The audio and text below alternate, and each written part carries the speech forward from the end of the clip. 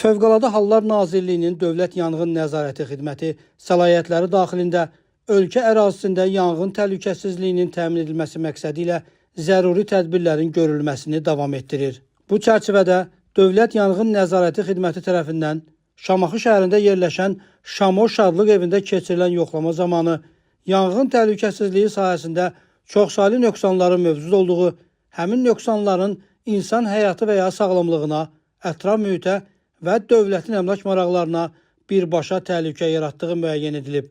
Belə ki, obyektdə mövcud olan avtomatik yanğın xəbərverici siqnalizasiya sistemi nasazdır. Elektrik təsərrüfatı elektrik qurğularının quraşdırılması qaydasının tələblərinə uyğun quraşdırılmayıb.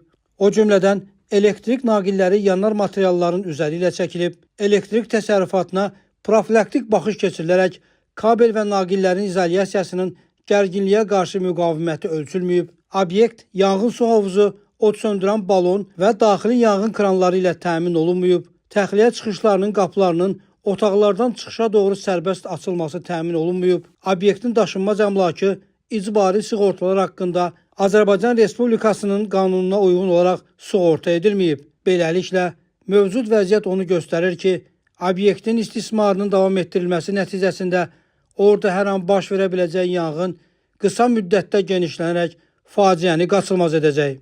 Qeyd olunanları nəzərə alaraq, yanğın təhlükəsizliyi norma və qaydalarının tələblərinin kobud pozulması faktları aşkar edilmiş, Şamaxı şəhərində yerləşən Şamo Şadlıq evinin fəaliyyətinin dayandırılması barədə qərar qəbul olunub və qərarın bir nüsxəsi obyektin nümayəndəsinə təqdim edilib.